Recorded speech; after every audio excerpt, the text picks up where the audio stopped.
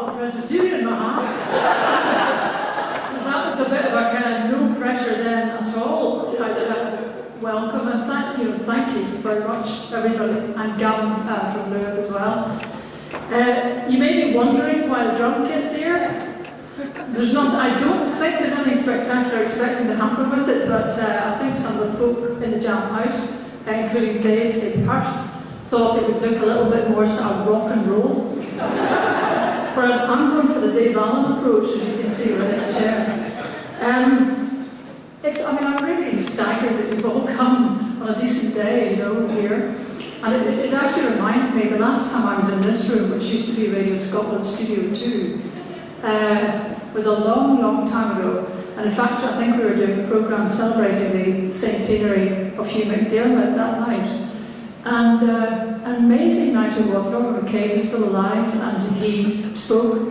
There was an incredible, well, you could say virtuosity, but just warmth and knowledge and sharing of just very special people that Scotland turns out. And perhaps that kind of thing, built up over a broadcasting lifetime, was part of what made me really want to try and write something a bit different, really, about us, if I can be so bold. I was born in Wolverhampton, which was a bit of a... we were told we were basically not Irish when I was 11 in Belfast in the middle of the Troubles, so that was interesting.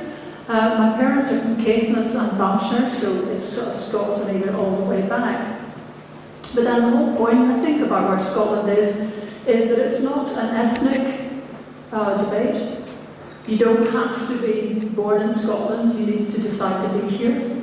And you need to try and love and understand Scotland, and I feel I do. At least love it, understand it, who knows. So let me just try and take you through some of these observations. A lot of people start at the moment, not surprisingly, with the independence referendum. And at the moment, this is the way that many people cast the debate. I wonder if it just might be the other way around. The reason I say that is, I think, well, a lot of Scots worry about the capacity of fellow Scots. There's a general worry about whether or not we can do the heavy lifting needed to run a country.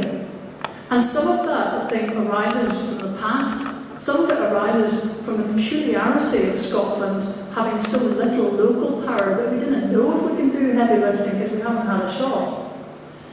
And I think these issues, very possibly, are causing a lot of people to be quite wary about the future. And I'm not really trying to come down at the moment on whether it should be independence, Steel Max, whatever. Let's just be us for a minute.